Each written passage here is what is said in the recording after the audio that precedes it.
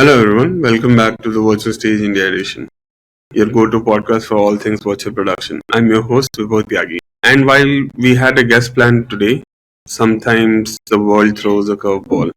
But hey, that won't stop us from having a fantastic episode today. Today it's just me, so I'll dive into the fresh industry insights, answer some of the questions, and discuss the upcoming technologies that are changing the game in virtual production. Plus, I'll share a sneak peek of new things that I'm planning to do with this podcast, as well as new things that I'm planning. So, grab a coffee, get comfortable, and let's dive in. Now, before we get into the tech talk, for those who may not know me, if you haven't heard of me, let me give you a quick intro. I'm Vibhor Tyagi, producer, VFX enthusiast, and a friendly virtual production nerd. I spent over a decade in media industry working with companies like Assemblage, Green Rain, Redefine, 88, Prana, and many others. When I'm not buried with shots or timelines or production, I'm usually geeking out on the latest production technologies, figuring out how effectively or productively we can make things moving across. I'm also a proud author of the Producer's Playbook, Navigating CG and VFX ICVFX Production, which is a self-published book. It's basically a survival guide for anyone who is navigating the chaos of production. And now I'm working on a new book, you can call it as a document, mainly around virtual production. It's named Virtual Production Fundamentals and Workflow Technologies and Collaboration. So yeah, I'm kind of in between multiple things, trying to work around my passion, trying to do things that keeps me busy. Let's start with some reflections. Virtual production is going at an insane pace. I've been thinking a lot lately about the balance between creative and technologies. We have tools like Unreal Engine rendering, stunning, absolutely stunning real-time environments, and then we also have AI that automates, your tedious tasks like character rigging, script suggestions, some places script writing. But at the same time, we also can't lose sight of an human touch. See, AI is still not at that level where, it can make creative decisions or, be great at storytelling. It is good at piecing up things, putting it across, but I still feel it's still long that AI is overtaking people. So how do we strike a balance between this? How do we keep technologies as a tool rather than a replacement for creatives? These are the questions that we'll continue exploring in future episodes. But I would love to hear your thoughts. Is tech helping or hindering the creative in production? Shoot me your answers. I'm curious to know what you think. Now on to my favorite part, questions from you. I've got some great questions. Thank you, first of all, for people to coming across, asking me such questions. And it's great interacting with people and talking about the thing that I love most. And the great question that I've received today, first I'll begin with one.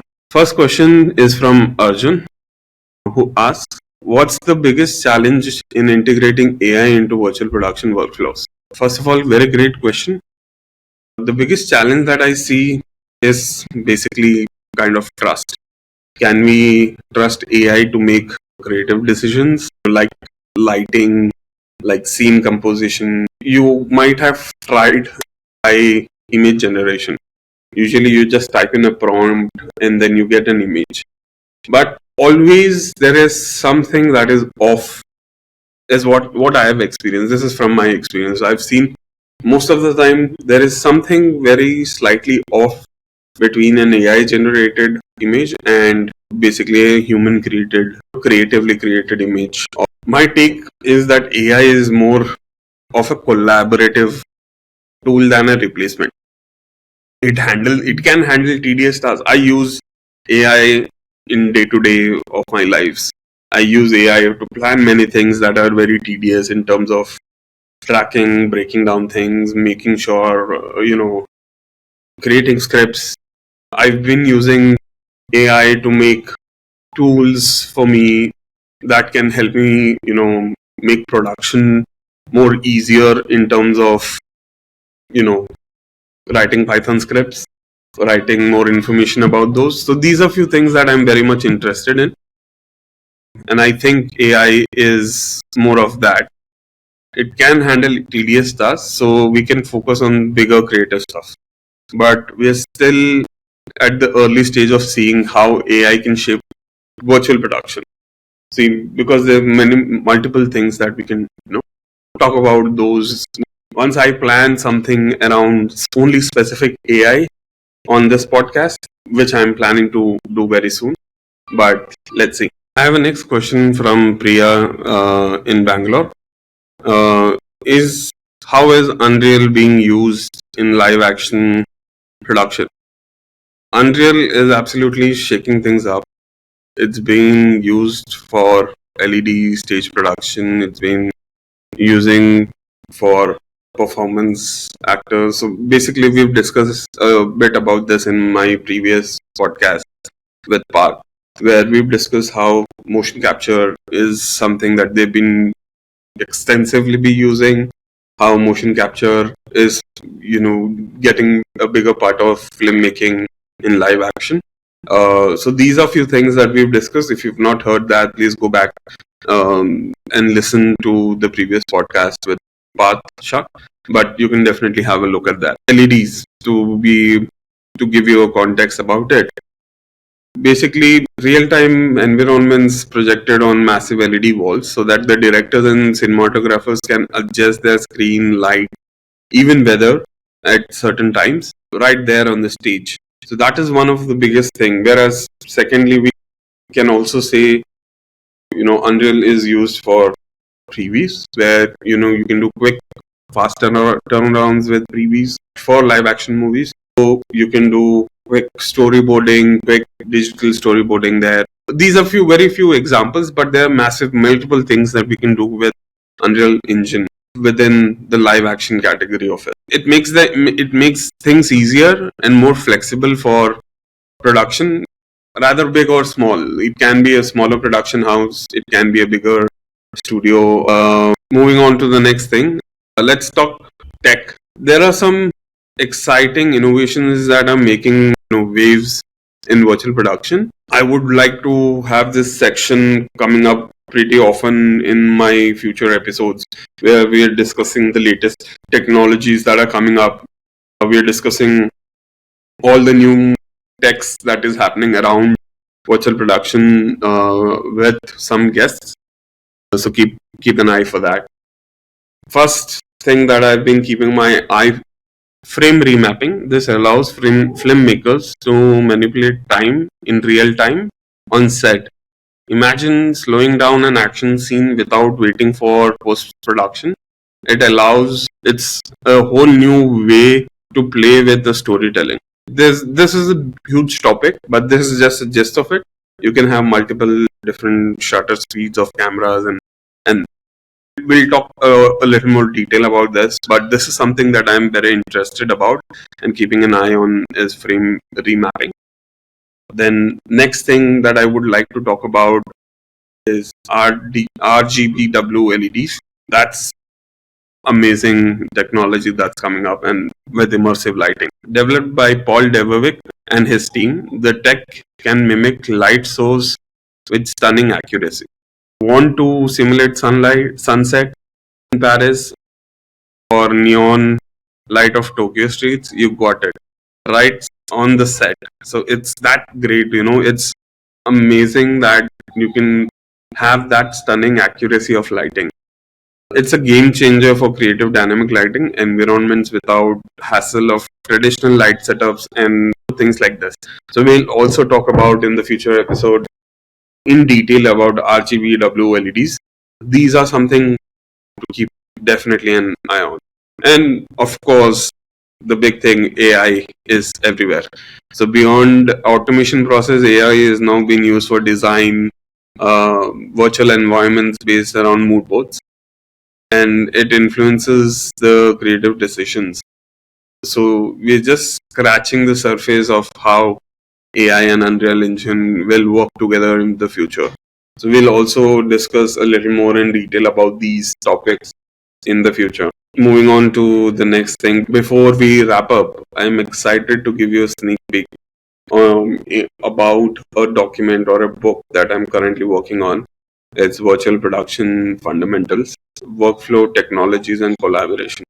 So this book dives into, or this document dives into the nuts and bolts of virtual production and how it's reshaping the workflow and collaboration in the industry. One chapter in particular I'm pumped about is the focus on the traditional tools like Maya, Blender, and evolving support of virtual production alongside Unreal. So these platforms are becoming more integrated and more accessible, allowing faster pre-visualization and animation workflow. I will be sharing more about this in the future episodes, so stay tuned. If you have any specific questions or topics that you would like me to cover in this book or the document, reach out to me. I would love to add those as an input. And that's it. That's a wrap for today. The episode, the Virtual Stage India edition. I hope that you enjoyed the solo session. And found it insightful, even without a guest. Also, to give you just there, very soon I'm planning to have a website of the Virtual Stage India edition live.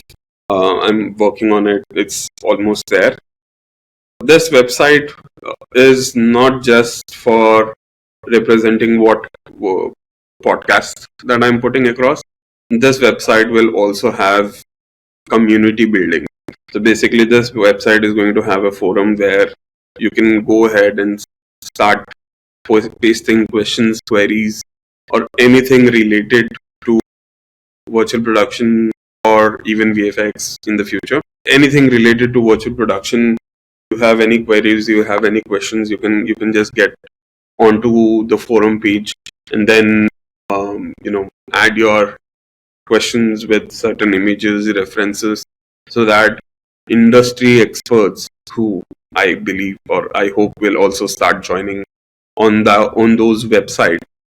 The website which will have all the latest news related to virtual production right there for you to access from one place. I'm also having blogs written about virtual production in general, how things have been changing, how AI is becoming a big thing, and many other topics that I would like to cover.